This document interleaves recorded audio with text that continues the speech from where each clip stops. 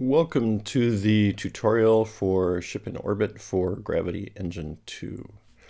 I'm assuming you've either read or gone through the Hello Orbit and that the basic components of Gravity Engine 2, GS controller, GS display, GS body are familiar terms to you. The point of this demonstration scene is to show how to change the orbit that a ship is in while the scene is playing. So how to interact with the orbit elements and make a change, essentially a manual maneuver for the ship. So let's just take a look at what the scene actually does first. So we'll hit play. We've got a ship moving in orbit around a planet. We've got some instructions over here. So we can press P to pause, and then we can adjust the thrust of the ship and see the new orbits that result. So let's go ahead and press P. So immediately what the scene does is it assumes you want to do some small maneuver in the direction you're traveling, and it turns on an additional orbit display that shows you the result of that increase in speed and what the new orbit will be, and that's the pink orbit that you see here. And then if you press the W key, it increases the thrust in the direction you're traveling. If you press the S key, it decreases it, and the orbit updates dynamically as we do that.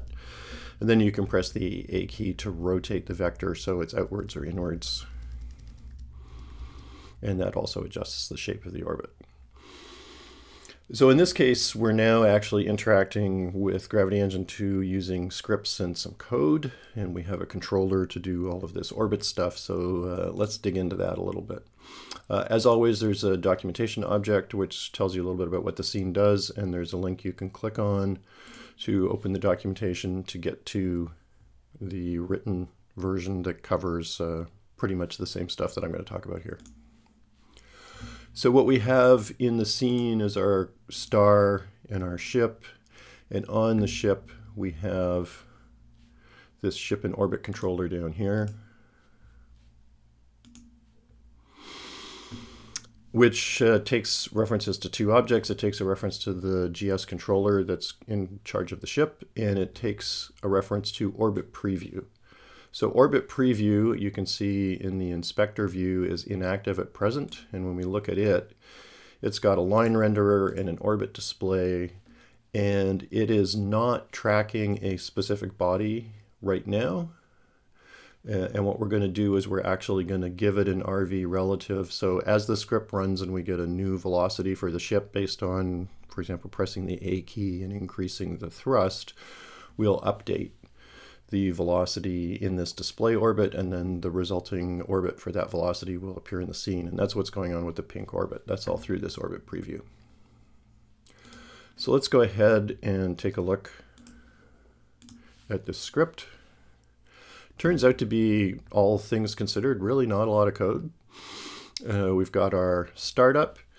One of the things we do, since we want to do some things once we know that the Gravity Engine system has started, and we don't want to have any race conditions with did the Gravity Engine start run before this controller's start, we add a start callback to the controller, and then that ensures that once the controller is started, our start method gets called, so we can do things like grab a reference to the GE core inside the inside the GS controller.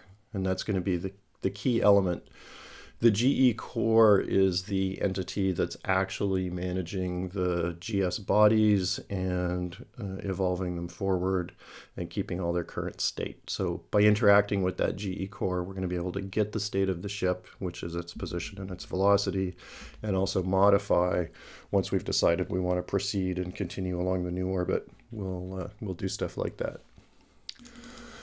So the update method's pretty straightforward. You've just got the handlers for pause, go, and then update velocities.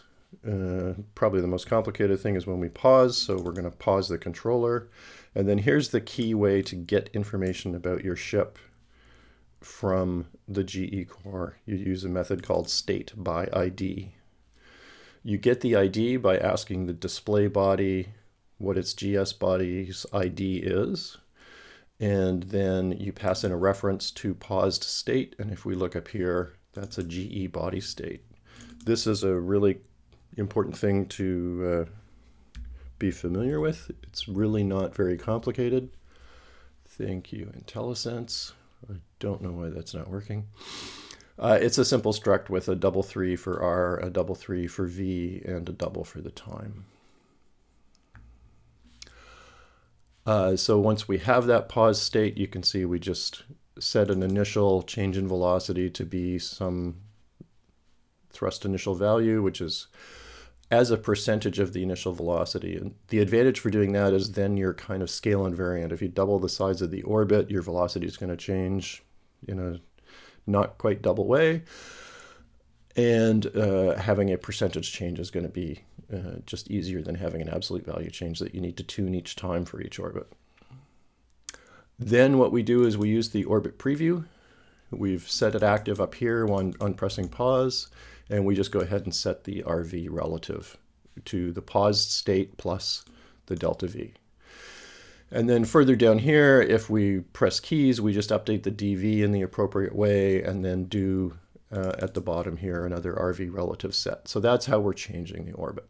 And when it's time to actually commit the change to the orbit, then we're in this code here for go, and we do the kind of complement to the getting state. We do set state by ID, and we just give the body ID and the pause state. And then we can unpause gravity controller and let the scene run. So that's a very simple example of how you make a manual change to the velocity of a ship. So now let's change tacks a little bit. And we'll go on to the next scene, which is ship transfer.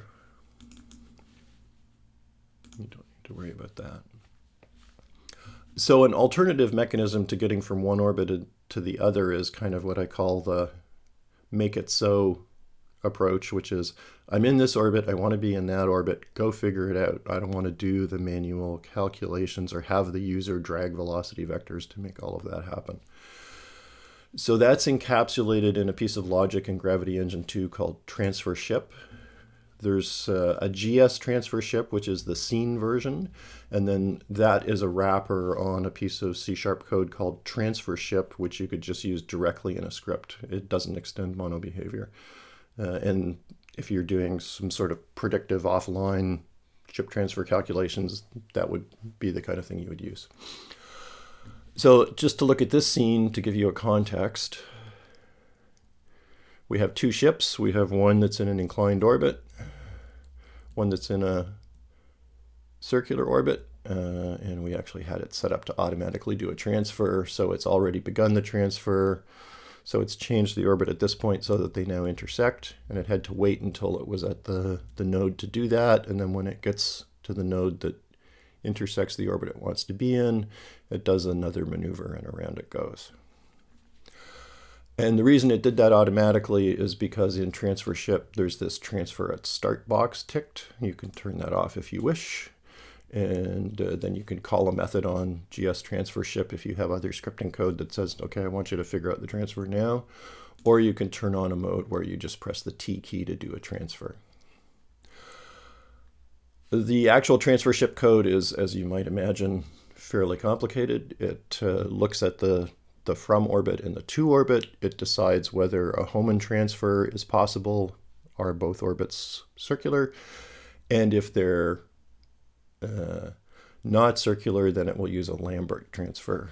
So in terms of the things you get to choose for transfer ship, you specify the controller, the ship and the body the ship is orbiting around, and then depending on how you want to specify the target, there are different parameters you might be asked to provide. So you could, for example, target a particular orbit. So you could have a GS display orbit and say, I want that to be my destination.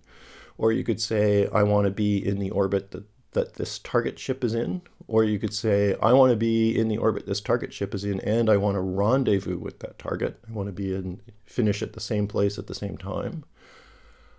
An alternative to rendezvousing is an intercept, where I want to be at the same place at the same time, but I'm not going to match their velocity and enter their orbit. You could also specify, I just want to go to a particular point, or you could say, please just circularize my orbit based on where I am now. Those are all choices. You can, if you want to not have it do Hohmann transfers, tick a box that says just always do a Lambert transfer.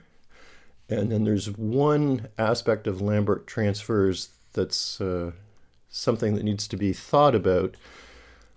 The basic idea of a Lambert transfer is you have a from point and a to point, and you want to be on a curve, usually an ellipse, but it might be a hyperbola, that goes between those 2 points. But between any 2 points, there are a whole family of possible ellipses, so there needs to be an additional constraint.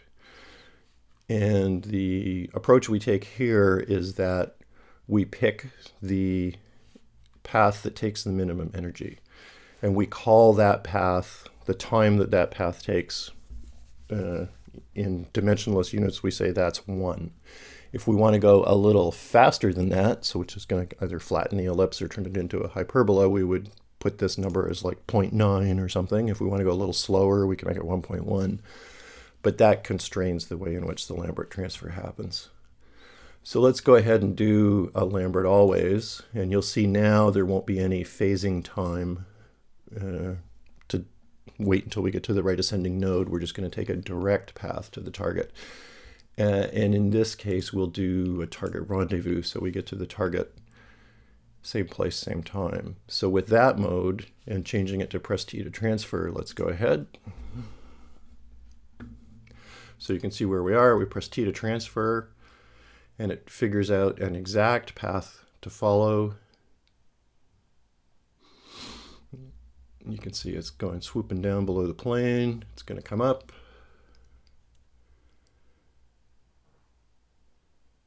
And there we go. They're at the same place at the same time. Note, so in the Lambert transfer, we didn't wait until we got to the, till we were coplanar with the ship to make a maneuver and then another one at the other node. We just went straight there. All right, that covers how you make maneuvers with ships in Gravity Engine. There is another demonstration for how you chain together multiple manual maneuvers, which is in the Going Further tutorials section, and there's a separate video on that topic. That might be of interest to you. Thanks.